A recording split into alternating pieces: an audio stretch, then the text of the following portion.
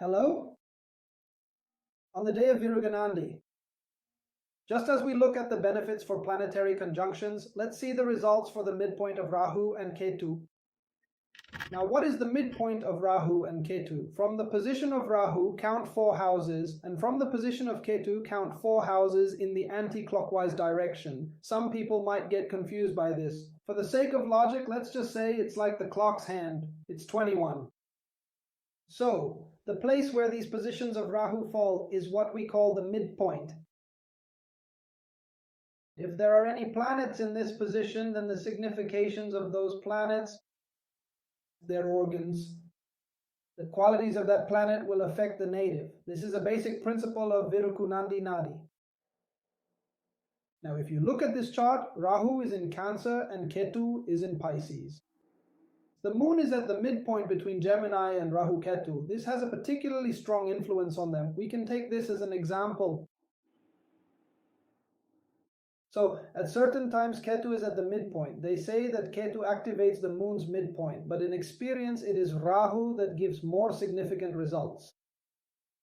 Now if you look at this person's chart, their mother has an extraordinary energy. When she goes to the temple, people say she becomes possessed by a deity.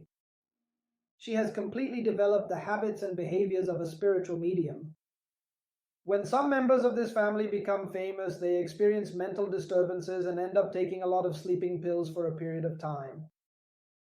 At that time, we can say that the life significations of the planet located at the midpoint of Rahu and Ketu are affected there. That moon may indicate that they are prone to mental disturbances. When looking at this horoscope, one must be very careful about the moon and the eyes. Similarly, one should be careful about matters related to the lungs because Rahu is in the same sign as the moon. This essentially implies that one must be extremely cautious. Now, if you look at the next chart, this is something I am looking at today. Mars is at the midpoint of Rahu and Ketu. For you, this Rahu is exactly at the center, at the midpoint. It is the 4th house of the horoscope. Rahu is in the 4th house and Ketu does not cross over. The house is at this center point. Only the planets that are present will have an effect. So, since Ketu is in the axis of Mars here, this is a woman's government file. So Mars means teeth. Similarly, Mars means husband. Mars also means siblings born together, and Mars represents land and properties as well. So since there is a question in the aspect of Mars here, we see that in her ancestry there are many issues and disputes related to land and places, and she faces a lot of legal problems connected to them. Similarly, since Ketu is present on Mars Day and the moon is also here. So in your family, do blood relatives have a tendency to be involved in spiritual practices, or are there a lot of court cases and related issues? That's why I'm asking. Yes, that's correct.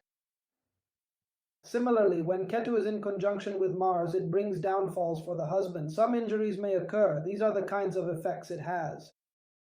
We can see these effects reflected here. Look at this horoscope. This is a government file of a man. Here, the midpoint of Rahu and Ketu falls into 2 areas. One of them, if you see, Aquarius and Leo are at the midpoint of Rahu and Ketu. So the planets that are within this will affect their significations. This is our logic. So here, Mars is present. If you look at a male horoscope, you have to check the path at the same degree here. The closer the degree, the stronger the effect. If Rahu and Ketu are beyond the midpoint, there's no problem. Now Rahu is at 16 degrees, Mars is at 16. Instead, if it was something like 19 or 20, there wouldn't be any issue. If it's between 10 and 16, it means it's very close and the effect is stronger. If you look at him, he has been in jail 4 times. Twice his hand was broken and bandaged after being beaten. Similarly, there are still legal issues related to his ancestors. Problems related to land are still present today. In the same way, he is also facing some issues with his siblings, uncles, and cousins due to Mars. The reason for that is the influence of Mars. We call it the axis of Rahu and Ketu. It's also referred to as the Meep point. The consequences are due to its presence there. Now, if the Jiva period is caught in this, what does it mean? We need to look at this horoscope to understand. On the axis of Rahu and Ketu, Guru, Jupiter, is present. This relates both to the Jiva and to a man's authority. Now, in this Rahu Ketu axis, in a male horoscope, if Guru, Jupiter, is present, we call Guru the Jiva planet. If that Jiva planet is there, then when it reaches the peak of fame, it affects his body. If it's Guru, it affects the nose. Guru-related ailments will occur. It causes damage or defects to important organs in the body and gives the tendency for those to change. So if he is in India, everyone would know him. He became very popular and famous in a particular field. A very important...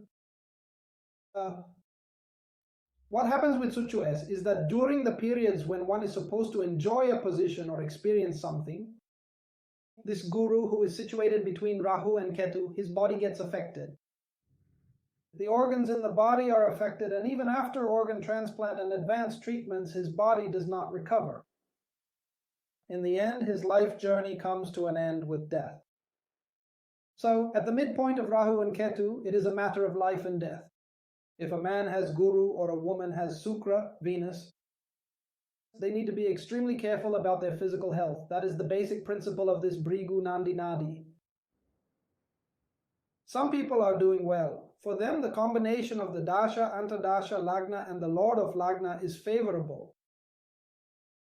But if the planetary connections or house associations during the Dasha or for the Lagna Lord are not right, we see that they face major losses and even significant deaths. Now take a look at this horoscope. In the same way, here in the Rahu Ketu axis, the planet Jupiter, which is a life-giving planet, is caught. So if you look at this person, he is extremely famous in a particular field. If you mention his name in India, everyone will know him. Now, when Jupiter is positioned in the Rahu Ketu axis, for some people it can lead to being separated from their family. Some people, on the other hand, will be with their families, enjoying fame and recognition. They'll be with their parents, spouse, and children, living with name and fame. But suddenly, due to some natural calamity, physical changes, or unexpected reactions, they may pass away. Some people, on the other hand, will distance themselves from their families. They will face a lot of criticism and take many risky attempts. During times when a fighter is about to achieve success, their body may fail to support them. I have seen many families like this in many places. He is just like that too. Right now he is healthy, but in the future, when Jupiter is at the midpoint of Rahu and Ketu, because he is in Jaivakola, after he attains fame, there is a possibility that his body and his reputation could be affected, not due to indulgence or bad habits, but there are chances for significant impacts. He is a famous businessman from a city in North India. So, if in your personal birth horoscope, the shadow planets Rahu and Ketu are positioned in the sign of Leo, and if there are also any other planets located in Leo or the opposite sign of Aquarius, if those planets are very close to the path of Rahu and Ketu, you need to be careful when interacting with people related to those planets. When doing business with them, you should be extremely cautious. For example, let's say they have Mercury. In this case, they have Mercury. So let's say Mercury represents a business partner. In this position, Mercury is present.